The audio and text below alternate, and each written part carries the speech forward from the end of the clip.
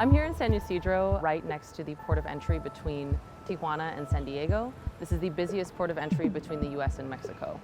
I'm outside the San Ysidro School District administrative offices because we're going to talk to Veronica Medina. Veronica. Nice to meet you. Medina, nice to meet you too. Come on in. Thank you so much. I have been working with homeless students for the past 11 years as a homeless and foster youth liaison. And basically what I have done throughout the years is just eliminate those barriers that these students have when they come to register into school. We have students that live in hotels and motels. Sometimes they don't have proof of residency. They don't have any documentation to get enrolled into the school. So I've been doing home visits to verify their residencies. I was wondering if you could tell me about your background and where you grew up. I grew up here in San Ysidro, in this community, in a one-bedroom apartment. Growing up, I really didn't think that was odd because I thought I was like the richest little girl in the world, not knowing that my parents had economic problems.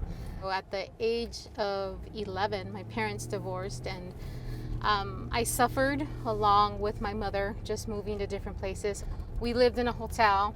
So that's why I could relate to a lot of our families where they're moving from place to place. We have about 40 families that live in hotels.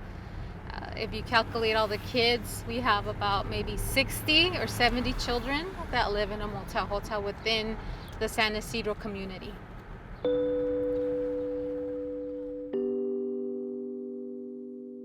Ivy Rose was born in San Bernardino, but stays in San Ysidro to be near her husband's family in Tijuana, and to give her kids the opportunity to attend American schools. Her husband has legal immigration status, but he gets paid under the table, so living in a motel is the only way to keep a roof over their heads. Hi, Ivy! Hi. Hi. Hi, I'm Chris. Hi, I'm Ivy Rose. Nice to meet you. You too. There's 5 of you in this one room. I have a 15-year-old son, a 9-year-old daughter, and a 4-year-old son, and my husband and myself. Yeah, my kids can't even have proper beds. I have to blow up air mattresses at nighttime so it won't take up the whole space. One goes there and one goes here. My daughter sleeps there. Are all the kids enrolled in school? Yeah, here in the San Ysidro. That's why I always try to stay in the area. They're like, and my oldest son, he always had troubles in schools.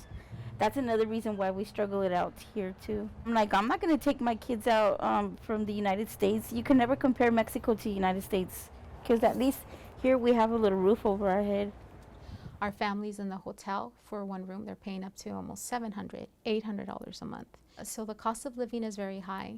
Also, we're right by the border. And so most of these families that find themselves in homeless situations are because they've had a deported spouse. And they ended up here in San Ysidro because of the spouse.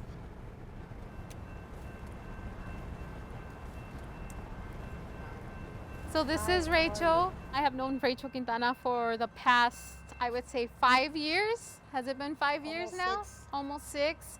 When she first came to San Ysidro, she had moved from Oakland. She was having difficulties enrolling her children in school. I met her and we were able to get the kids in school right away. And her situation was that she found herself in San Ysidro because her husband was deported. How many kids? 9 children and 1 adult. And where's your husband? He's in Tijuana, Mexico, right where those satellites, that's where he's at. I wanted to be close to him because he couldn't make it back to me. I kept going back there every weekend, seeing him and everything, but it was getting too complicated.